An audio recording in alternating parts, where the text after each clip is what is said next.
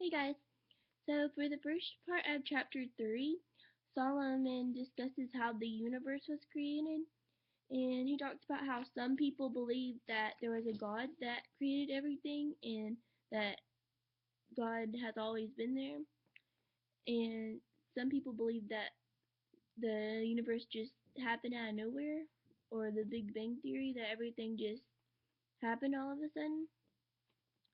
And when I kept reading, I thought it was interesting to think about if God created the universe in a step-by-step process really slowly, or if he created it really quickly, like in the book of Genesis, 7 days. I've always wondered if it was really 7 days, or if it was thousands and thousands of years, because we really don't know what a day is to God. A day to God could be millions of years.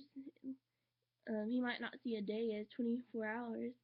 So I've always wondered how long it actually was for God to create the universe. And after Solomon talks about the creation of the universe, he then talks about the distinction between what is in our minds and what is actually in the world. And Descartes, he thought that what we saw in our minds wasn't actually what is really there. And John Locke, he was another philosopher. He he believed this also, and he said that colors were only in our minds and were not actually of the world. And this idea is called subjective idealism. And George Berkeley, he was another philosopher, and he also believed this idea.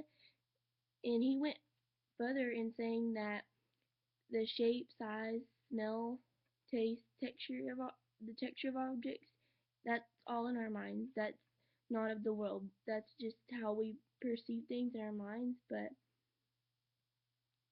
that's not what's really there. And then Solomon goes on to talk about if science can explain everything.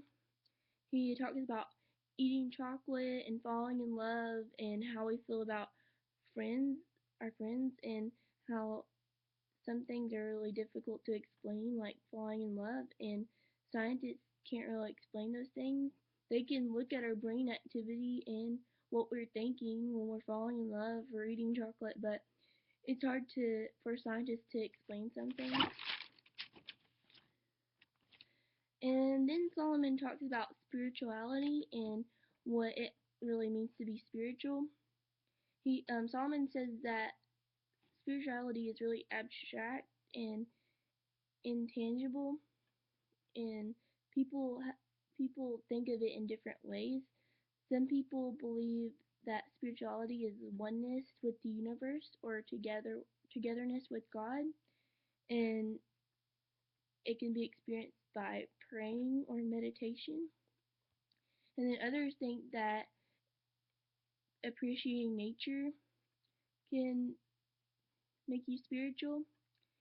And then some people believe that it could be intellectual, like extreme devotion to holy books or holy texts. And then bodily, athletes or people who practice yoga, they'll attest to that.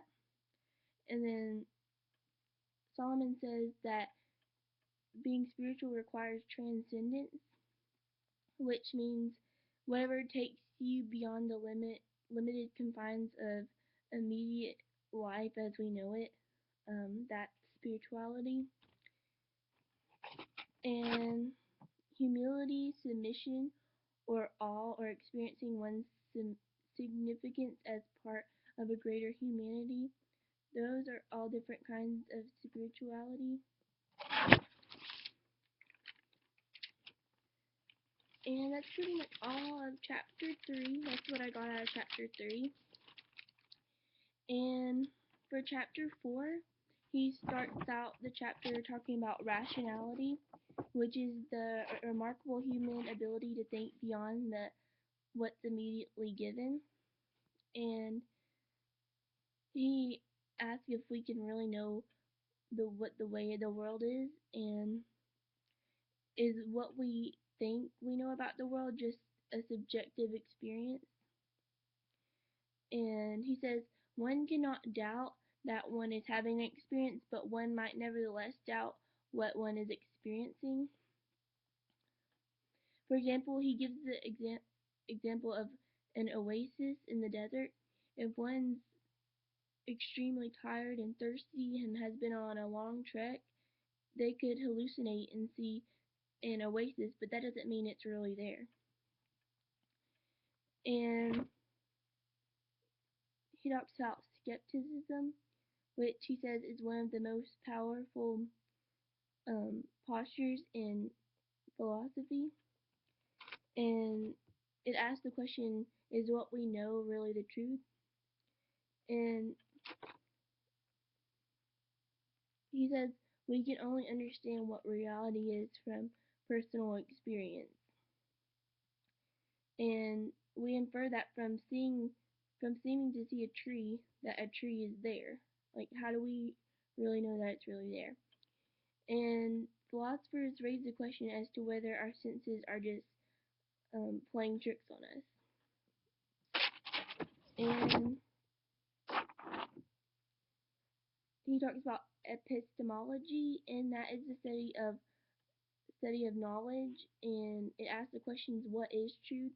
What is to know something, and how do we know that we know it? And there's two types of skepticism. There's local skepticism, which is not accepting everything as the truth and checking other sources to make sure it is true.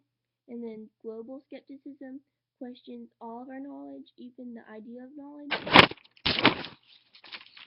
And Descartes, he took on this experiment of doubting everything so he could find the truth. He asked questions such as, are we dreaming right now? Are the principles of arithmetic and geometry true? Is there God? Is the external world real? He asked questions like that. And he even did not trust his own reasoning. He said that consciousness is the only thing that we know for certain. He said that he thought, therefore he was. And at the end of the chapter 4, Solomon goes on to talk about famous skeptics and their beliefs. I thought it was interesting. He talked about an ancient Greek philosopher who would constantly run out in front of chariots because he was a skeptic and he didn't believe that they were really real. So his students had to stop him from walking out in front of chariots. And Solomon ends chapter 4 with saying that when you come right down to it, skepticism is ultimately taking responsibility for your own consciousness. And that's pretty much it. Thank you for watching.